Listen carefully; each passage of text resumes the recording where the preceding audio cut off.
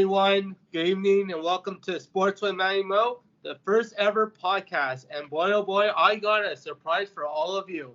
We are on the air with AHL legend, AHL Man of the Year, most fights in one season in all of hockey, and also legend in Quebec in the LNAH. Please welcome Sean McMorrow and 500 career fights, aka the Sheriff. Woo! Buddy, Matthew, I'm telling you right now, that's one of the best introductions that I've ever received, man, on a show. I'm so pumped up to be on your show. Thank you so much for the great intro, my friend. And also to add to that, I got to show you this. I got this in Jonquière once. Sean McMorrow jersey. Oh, man, buddy. Thank you so much, man. That's an honor for you to have my jersey, buddy. For sure. That's an honor, man. I even told my friend, when I'm going up there, I want Sean McMorrow's jersey. And I'll find get it. Hey, but hey, I'll be honest with you though. See what you just told me right there? Yeah. That's the biggest reason why I'm able to put everything on the line every night and like represent my team, to defend my teammates. That's how I'm able to do it, because of support from people like you. I feel that when I have all this support, that's why I love the fans so much, that it gives me that extra power and that the extra energy that I need to fight in games and stuff. So thank you, bro. You contribute a lot to what I do. And the first time I ever saw you play, and I remember the year 2010 for the Saguenay Marquis, when you played your first game back against Sorel GCI, I believe it was. And the player you fought that night, Thomas Belmar. Oh, man. Okay, so I gotta talk about. I'm so glad you brought that up. So it's my first weekend back, and it was back-to-back games against Sorel. So the first game was in Jonquière, but the second game, the first game I believe was in Sorel. The second game was in Jonquière, but it doesn't even matter. But the point is that Thomas Belmar is like him and Hamel are probably 1-2 right now in the LNAH. Some people say Belmar, but I mean, I just think Hamel's so overpowering on everybody that you got to give him the number one slot. You got to give it to Dave. But Belmar, because he's in that conversation, everybody knows how tough this guy is. So let's go back. What is it, 2023? So back 13 years, my friend. So he's 13 years younger. He's got a crazy left hand. Crazy southpaw, and he caught me and cut me in my first game back, and I hate being cut, Matthew. So I think I remember that. I'll always remember that, man. It was a good fight. It was actually open. You know, a lot of fans criticize me because they say I don't fight enough open. So I'm actually fighting open, and Thomas caught me with a good one, and he clipped me right over the eyebrow. So that's a weekend I'll never forget. Oh yeah. Yeah, that was fun. I remember like that year when Sorel came back in the league, like it was a big deal for me because I haven't saw a game ever since the Verdun Dragons left Verdun. Wow. Or actually, one of the games I've been to was St. Francois, Sherbrooke. I know a guy that played on that team. His name was Harold Hirsch. Yeah. And he had this joke about the league. 8 o'clock, the puck drops. 8:05, the gloves are off. I mean, that was the good old days, right? Oh my God, yeah. And like when I say the good old days, what I mean by that is it's not just about the fact that there was 5 to 10 fights every game. We loved that, but it wasn't that. It was the fact that every team had about 5 really big characters. Oh yeah. That you could rely on every weekend to perform and to represent their team. And I think it was more about that. It was more about the storyline of, you know, if there was what happened in the last game and this guy, is he going to redeem himself? And you know what I mean? And the number 1s, number 2, number 3, all the way down to 5, every team had it. And it was something, when you know something's going to happen, it's almost easier to play as a tough guy compared to other leagues where, you don't know if it's going to happen or not. You don't know. Yeah, for sure. You know what I mean? So yeah, man, those were the good old days for sure in the LNAH. Yeah. And I'll be honest, I do miss the Cornwall River Kings. Like, I miss those Saturday nights in Cornwall. Like, the first season when they came in the league, remember their first game, they got 4,100, their first ever game. That was crazy. And I remember the only fight in that game was Kuse versus Francis Lessard, who was like the big dog in the league, the new fresh big dog coming into the league, and everyone wanted to fight him in the league. Yeah. Especially Laferriere. He wanted him so badly every game. Oh yeah. Well, I mean, Lessard had a pretty good NHL career. Exactly. And, you know, as an enforcer, you know, you want to take on the best. So if an NHL resume guy is playing against you, you want to test yourself. It's not, like that was when Laffy was in his prime too, right? Oh yeah, for sure. Yeah. Yeah, and when Laffy was in his prime, man, he was a dangerous character, man. Oh yeah. He was really, really effective, man. Dangerous too. No, especially when you had him, Morasti, Kude, like those three. Like that was a tough team. You had Kude, who was a boxer, Morasti, famous fighter who always smiled when he fought. Oh yeah. And that's what I liked about him. He had a lot of character. And when he fought Lessard, you know you were in for a good one. You knew right away. Oh man. The Morasti Lessard fights are legendary. But it's funny you brought up Kude. I call him Le Prince because he's the prince of Chicoutimi, right? Exactly. Yeah, and you know when I played in Jonquière, Kude we traded him, but he was the hometown guy, so he hung out with us every day. And then there was one game where me and Kude, we had to do our jobs and we squared off against each other and we had a lot of respect for each other. And I'll always respect Guillaume. Very good guy, very hard worker, very good boxer. How is he doing in his boxing career? Do you know, Matt? No, I don't follow his boxing career much. I'm more into hockey type. Yeah. But maybe Gary would know. You know, Gary Deck, right? Gary would definitely know. Shout out to Gary Deck, by the way. Yeah, shout out to you. I'll probably see him in December when I go down to Hershey, maybe, to go see the Rocket play. Yeah, Gary. I know Gary's a good friend of yours. Gary, man, that guy's got a strong backbone, man. He does what he says, and he says what he does, man. And he's a very honorable man.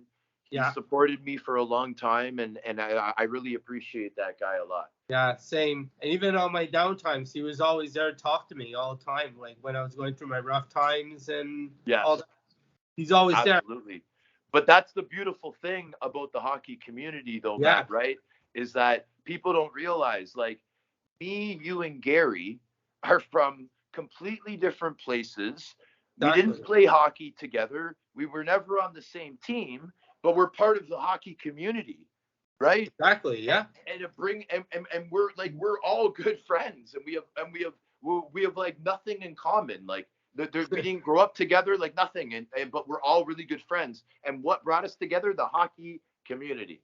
Exactly. That's what I love about the hockey community. It's like we're one big family, no matter who we play for, where we're from. It's like for example, I talk to a lot of players in the AHL. Even I talked to Derek Parker, and he lives all the way in Saskatchewan. Yeah, Parks. Yeah, I love him. I love when he plays. That's another shout out, Derek Parker, man, the Lion. That guy, man. I'm telling you, he's a year younger than me. I still can't believe that he does the things that he does. You know, playing those games, just stepping in the playoffs. Oh my God, that's crazy. Woo! Just stepping in and fighting Dave Hamel. Like, can you imagine? Yeah. Like not even in game shape or anything. Just come, yeah, guys, how you doing? Hey, Parks, how's it going? Not too bad. We're just gonna fight the toughest guy in hockey in the world today. Oh yeah. But also, when I go to Rochester to see the Amerks play, they showed once. My first time ever went. This was in 2017 in October. So I go there. I look on the board. They show all-time penalty milliliters for the Amerks, and you were third on the list. Yes. I was able to get to 1,000 penalty minutes. I think I got 1,015. It's funny how it's decimals of 5, but I mean I played 4 years there, and you know like that's a pretty good stint to play for one team. Exactly. And I really enjoyed playing in Rochester. Everybody knows I'm from Toronto, so that it's not that far. It's about 3.5 hours. Amazing And city. I would keep my place in Rochester and actually live there and train. Same. Right? Because I could go home whenever I wanted. I'd usually go home like probably every other weekend and, keep my place there, and beautiful in the summers. Like a lot of people don't realize, like guys like Rob Ray and those guys, Scott Metcalf, like these guys have stayed in the upstate New York area. And then people always ask them, how is it living there? And they're like, man, it's the best. We're just happy that people don't think it's good. That they could stay away. We'll keep it all to ourselves. It's really nice. The people are very blue collar, strong character people. It's right by the lake, right by the water. The summers are beautiful, great parks, great living. Yeah. Like when I go there for the hockey season, I love visiting Rochester. I love the fans, how passionate they are, the history of the Amerks. Even though Don Cherry played for the Amerks and he coached also. Yeah. Don Cherry's very, very influential with that organization. His pictures everywhere, and I think that really helped me kind of get in with Don Cherry. The fact that I ended up going to Rochester and having a little career there after I played for him in junior, and that kind of helped us connect a little bit more. So another you're bringing up some really good names in this episode, man. And also in the back here, I don't have the Laval Rocket, but I also have the Rochester Americans jersey up as well. One of the coolest jerseys in hockey, man. Yes. I even have the blue one in my closet I got on eBay. Because, look, I love the Rochester Americans. You know, I'm passionate and loyal to the Laval Rocket. And trust me, we did see each other at the Marlies game last year. That's right. I was shocked when you were there. I remember I texted you when I was on my way saying, hey, I'm coming to Toronto. Welcome to the game, let me know. And then you're there with your, I think, hockey school was? Yeah. Seaside Hockey. We went to, we got tickets to the game. We checked it out. I remember I went with my girlfriend and her son and his friend. And so like I went with that group, but running into Mr. Moses was the highlight of the night, man. It was cool. Yeah. Right when I saw you. You do support the Rocket de Laval. For sure. It's fun, the EHL, because like I'm going to all these small cities and I just don't make it about hockey. I actually do shopping. I go see like some cities, like say when I'm in Providence, Boston's only 50 minutes up the road. So I go to Boston during the day. Wow. Spend the day in Boston. Like same with Lehigh Valley. This is with Mark. And if you guys don't know who Mark is, he's a guy with big beard and he loves semi-pro hockey. I once took him to Lehigh Valley to see the Rocket play because I promised him one game. And during the day, we left Friday after my work, and we got to Lehigh Valley at 12 o'clock in the morning. The next day, we woke up early and went down to Philadelphia because it was only an hour down the road. And we spent the whole day in Philadelphia, and it was amazing, man. It was so fun. That's a pretty good trip. That's a pretty good trip. A lot of people don't realize that. I mean, another thing that I got to see playing for a team for 4 years in Rochester was I really got to know the Booster Club pretty good. Oh yeah, you know what I mean? Yeah, right. And getting to know them, doing the events with them, but also seeing all the trips they're taking, noticing all the visiting games that they're attending, and being like, you know what, like I enjoyed my time in this city. Let's say it's San Antonio. I enjoyed this time in San Antonio, but I have to play a game. These guys are just coming to party. Like, this doesn't seem fair. The Booster Club trips seem to be pretty wild, man. I know. But what about your time in Rockford, Illinois? Because I've been to Rockford when I saw Laval play there their third season, and it wasn't too much of a fun city to me. It's like, old. But at least Chicago is nearby. When I was there, I saw the Rocket play at 1 o'clock, and it was on a Monday on, I think, President's Day. And then at 7, me and my dad went to go see the Chicago Blackhawks play against the Edmonton Oilers, Connor McDavid. It was amazing that day. Yeah, Rockford, you got to go to the suburbs to find anything interesting. Downtown areas, pretty dull. Yeah. I tried to get some stuff going with a couple of the bars that were close to the arena because they didn't have like a place that they went to after games. And like as a veteran, I was trying to set that up. Yeah. You know, we went a couple times and then it kind of fizzled out. And the places that we would frequent were in the suburbs on the east side. The west side of the city, downtown and the west side aren't the greatest spots, but the east side of Rockford is actually pretty nice. So you guys obviously wouldn't know that being visitors. And if you were just looking for places around the arena and stuff, you wouldn't have had any luck. So, but the cool thing is that, again, it is very close to Chicago. And because that's their parent club, the NHL parent club, it's kind of the ideal situation for the players because they can live in that nice east side of Rockford. You know, they're very close to Chicago.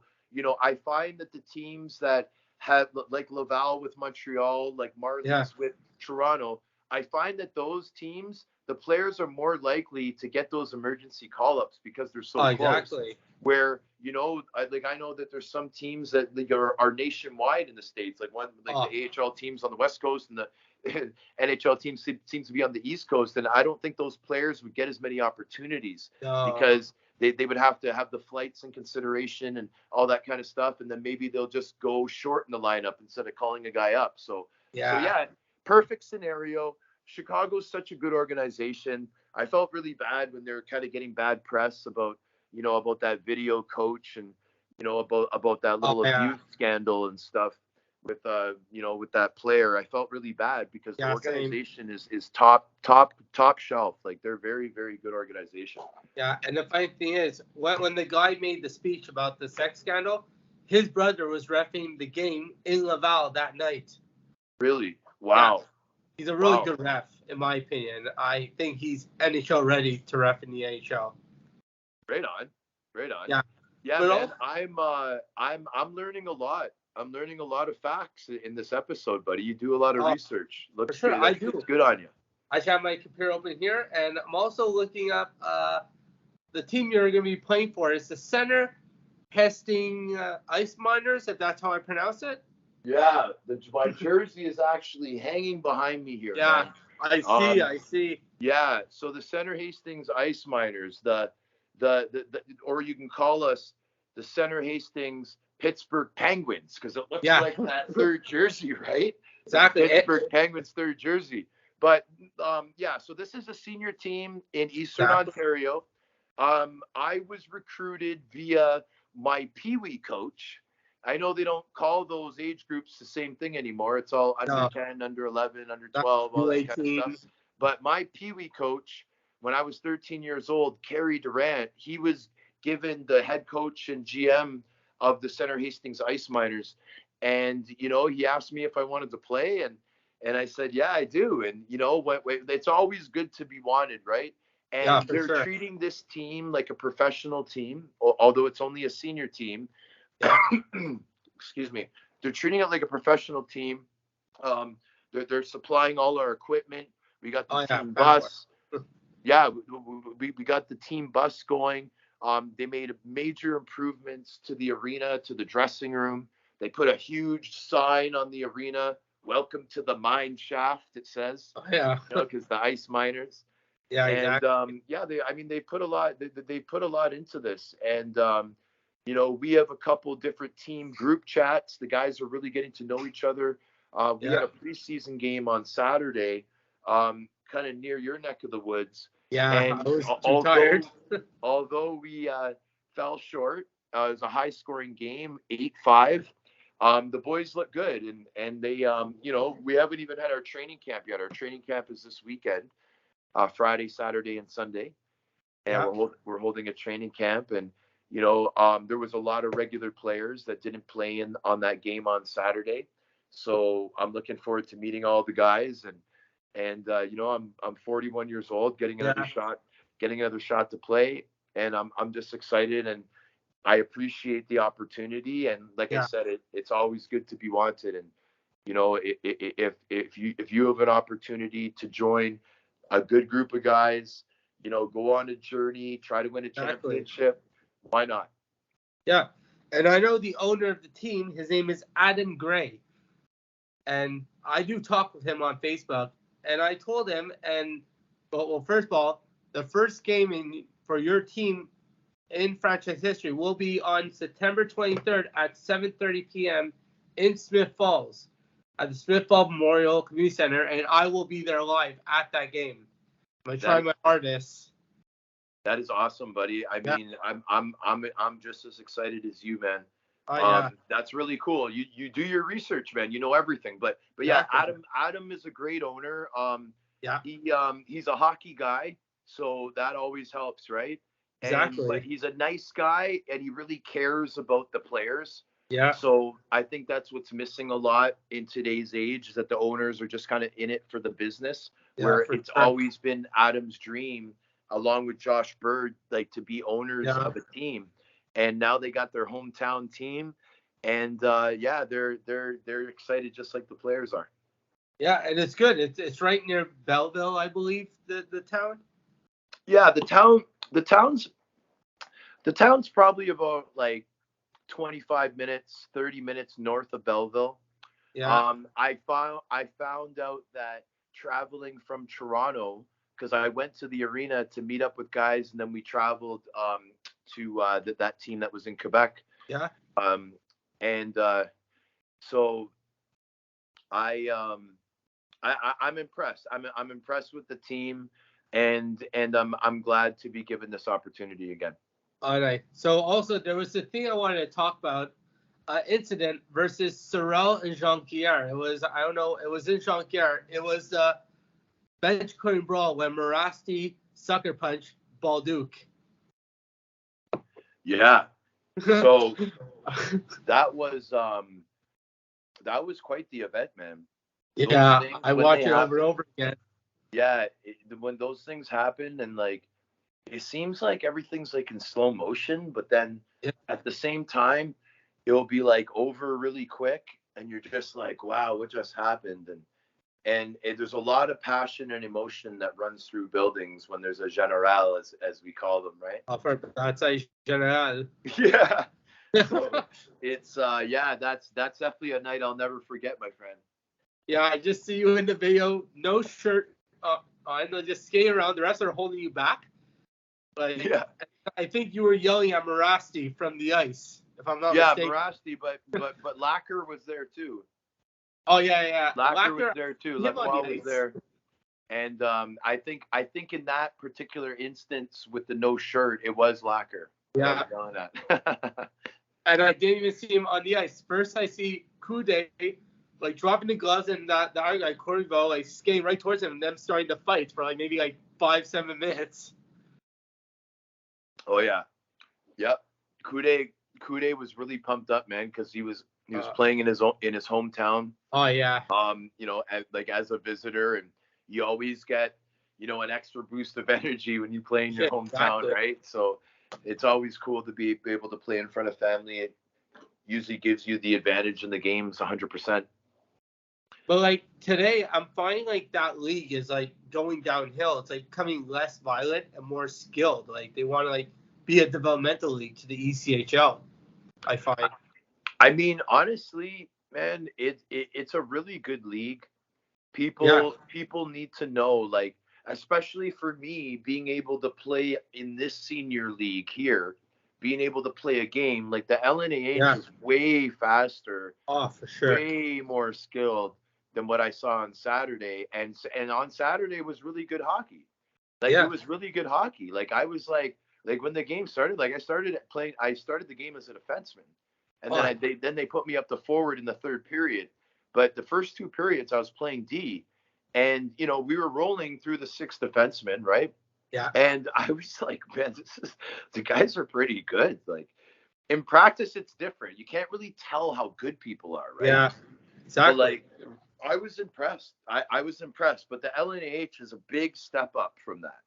And you have to be a player that would have options when playing in the LNAH. Like you got to be a player that could probably make a couple East Coast teams. You could probably make every team in the Fed. The LNAH is a good league, man. I rank it ahead of the Fed. I rank for it. Sure. Yeah, for sure. I rank it very close to the coast, man. But what about the SPHL? Like, what do you think of that league and the LNAH? Like, the LNAH is way better than the SPHL. Oh yeah, and the by far. The funny part is people don't value the LNAH that much. Like they're saying, oh, it's a Quebec league, just a league of goons. Like it's really not. Like you got some good players. Like you got. What needs to happen is Cornwall needs to get a team back. First of all, I 100% agree with you on that. Right, Cornwall needs to get a team back, yes. and then I really think that there should be a team from Toronto in the LNAH. Oh my God, that'd be amazing. Because if they but now here's my reasons. Yeah. If they were to do that, now they're opening up the league to the mainstream Ontario. Mainstream. Yeah. Right? Exactly. Everybody's gonna be the Toronto team, whatever, I don't know what rink they would play in, arena, yeah, exactly. But like wherever they would play, they would get really good crowds because people know that there's probably going to be one or two fights. It's good hockey. It's very close to the ECHL skill level. Exactly. Like man, that's a pretty good package right there. Maybe they could play in Brampton because they don't have an ECHL team anymore. They don't have OHL. They should play that Brampton. That'd be amazing. An LNH team in Brampton, that'd be absolutely perfect. Yeah, it would open up the league. And I just think the league would just get better and better. And now you're going to start seeing more players come because, the players from Ontario will just want to play for Brampton and Cornwall. And then you'll have better overall players in the league. Exactly. And also, I think and then slowly you get one in Belleville, get one in Trenton, you get one in Kingston, maybe Barrie. Like they should expand the league more outside of Quebec. Instead of just staying in Quebec and then expand it to the Maritimes, grow the league. That would be really cool, man. But the only problem is the travel because most of the players, it's semi-pro. They work and they play hockey. Yeah. So that will only be the hard part of it. But I think it will work really well. If you expand the league to Ontario and Toronto, get it on the 401. Cornwall, those were the best days. Yeah. I missed those days. Every Saturday night at the Cornwall Civic Center Complex. My God, going to Jewish Joe's.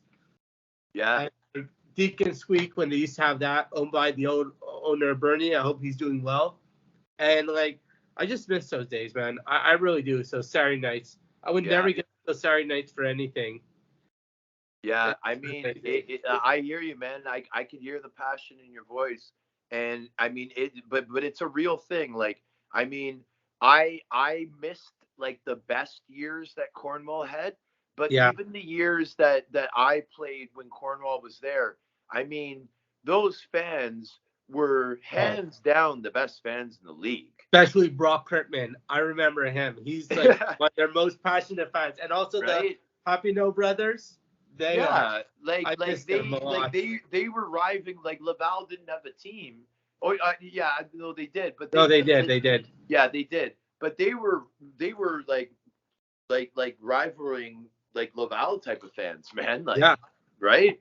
It was serious, bro. So I hear you, man. Cornwall and Toronto. Start with Cornwall and Toronto. Don't just start with one team. Get two teams in there. And expand the league to what are they? 6 teams or 7 teams right now? 6 teams now. Montcalm, they folded. Montcalm folded? Yeah, they folded. Money problems. I know the owner. He said they're going to come back in the future, probably next season, but I'll believe it when I see it. Wow. That's breaking news for me, buddy. Something else I learned on your show. So so Montcalm. So this was pretty recent then, I guess. Yes, it was actually. It was really recent. They weren't drawing much because, new team. One game, they got 300 people, and this was when I was in Cleveland seeing Laval play. That Friday night, they only drew 300. I forgot who they're playing, but that's kind of bad. I hear you, buddy. I hope that the things that we're talking about.